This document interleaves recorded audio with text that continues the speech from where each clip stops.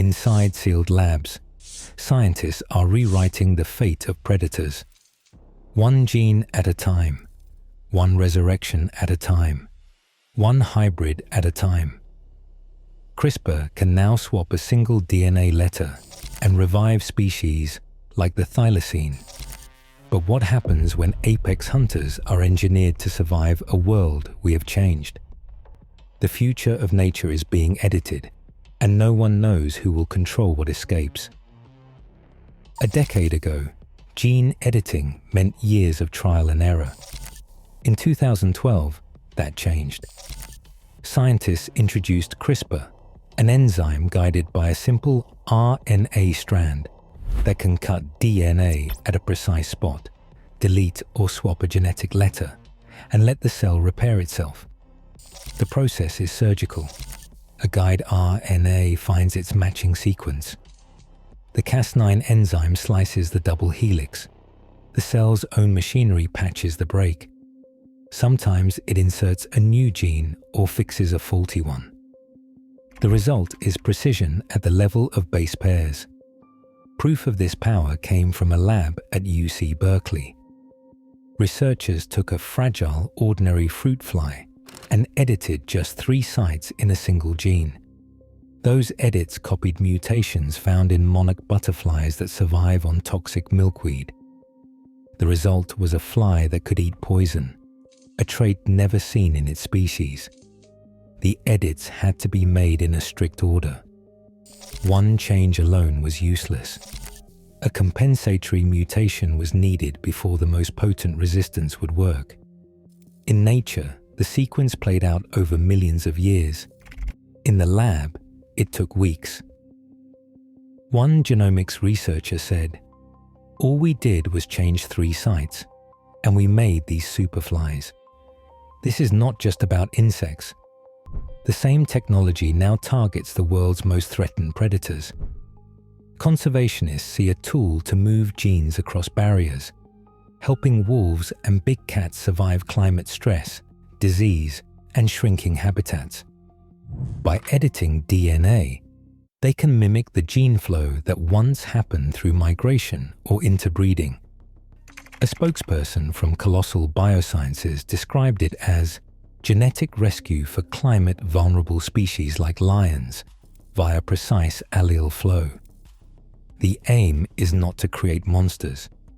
The aim is to give endangered predators the genetic vigor they need to outlast a changing world. Colossal Biosciences is not just theorizing about the past. They are building it in the lab. Their most publicized ambition is the Mammoth project. Using preserved DNA from permafrost, scientists splice cold adaptation genes into Asian elephant embryos. The goal is not to clone a mammoth.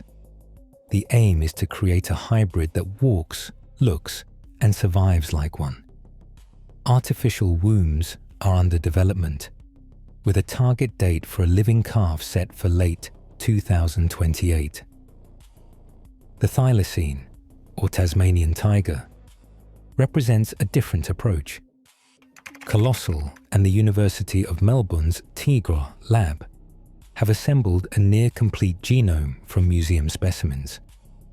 Their plan is to edit stem cells from the fat-tailed dunnart, a living marsupial cousin, to match the thylacine genetic code. No pups have been born. The technical groundwork is in place. Scientists argue a revived thylacine could restore balance to Tasmania, where the loss of an apex predator has left ecological gaps. Yet the true state of the island ecosystems before the thylacine vanished remains uncertain.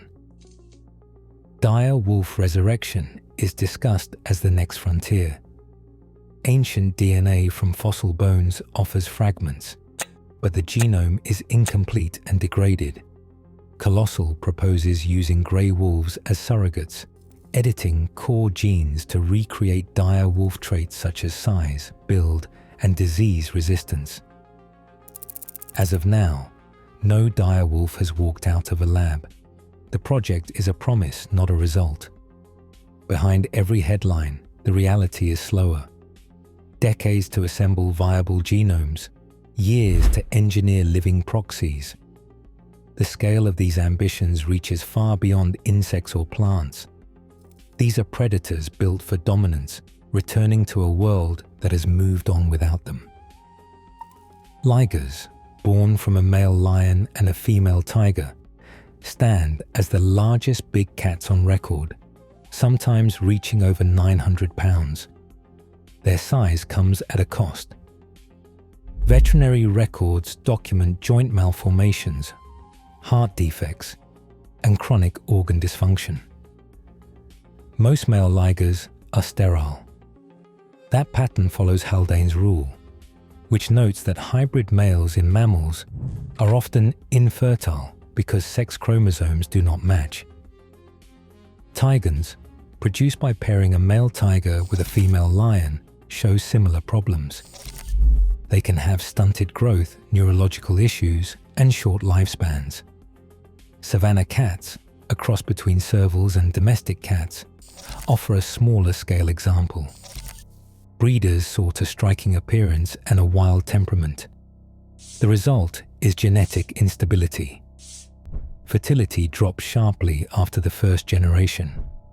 Offspring can inherit unpredictable health problems. For every hybrid, the promise of novelty is shadowed by biological pitfalls.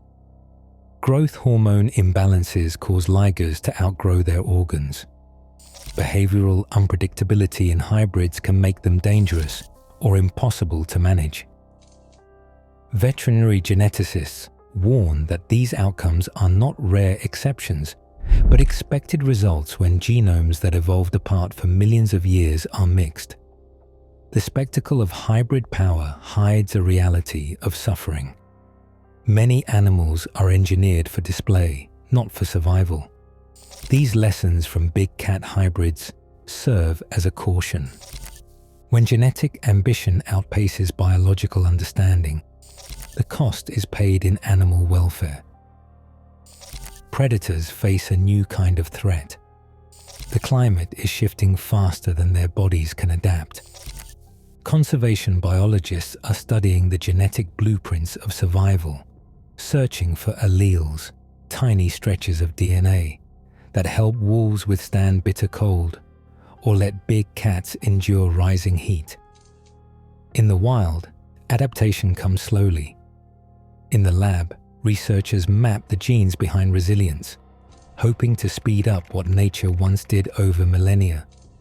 Some of the most revealing clues come from creatures that have already faced chemical warfare.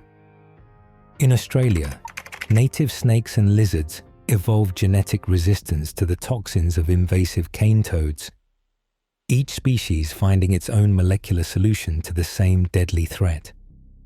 This convergence hints at a broader strategy. If multiple predator lineages can independently develop similar defenses, perhaps those genetic tricks can be identified and transferred. Scientists have begun cataloging candidate alleles for temperature tolerance in northern wolves and Saharan lions. The ambition is clear: to edit these genes into populations at risk, giving them a better shot at survival as habitats warm or freeze. The reality is complex.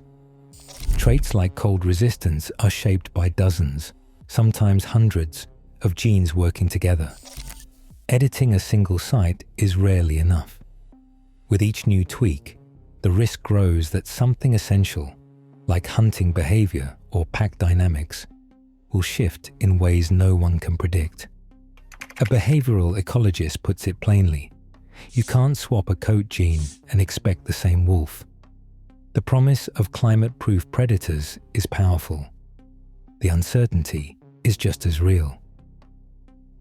CRISPR's promise comes with a shadow. Every edit risks an error. Every engineered predator is a possible escape. In the lab, off-target mutations can slip past detection. One misplaced cut, and an animal can carry a trait no one intended. Conservation ecologists warn these errors do not stay contained. Gene drives, designed to spread edits through entire populations, remain untested in large mammals. In insects, they have moved with relentless speed.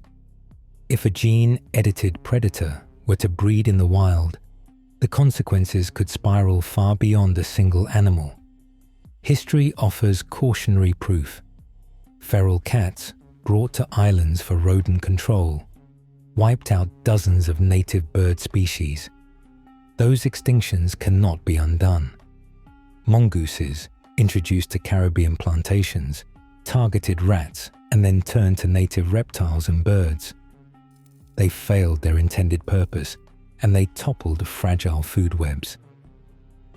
Burmese pythons, released into the Florida Everglades, now drive declines in native mammals, their numbers unchecked.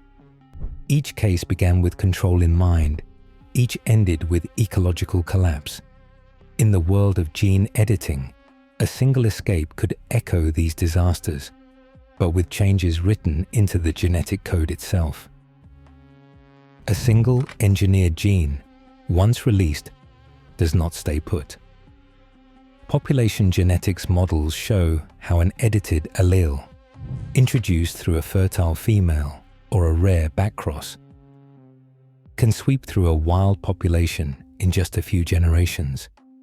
The process is called introgression, and it is anything but contained.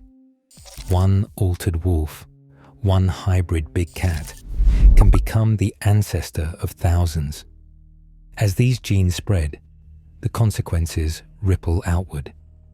Yellowstone offers a living example. When wolves were reintroduced, elk herds shifted, willows and aspens returned, riverbanks stabilized, and beavers multiplied. That cascade began with unmodified predators, carefully managed. Now imagine an edited trait spreading unchecked, a change in hunting behavior, a new metabolic edge, or an unforeseen vulnerability. There are no policy frameworks to halt the spread, no global governance for genetic edits on the move. The genes do not recognize borders, neither do the consequences. Each gene we alter in a predator shapes the world outside the lab. Today, CRISPR advances outpace our ethical debates. Engineered hybrids edge closer to wild release. The line between conservation and invention blurs. Nature experiments slowly. Humans don't. What do you think? Repair or redesign?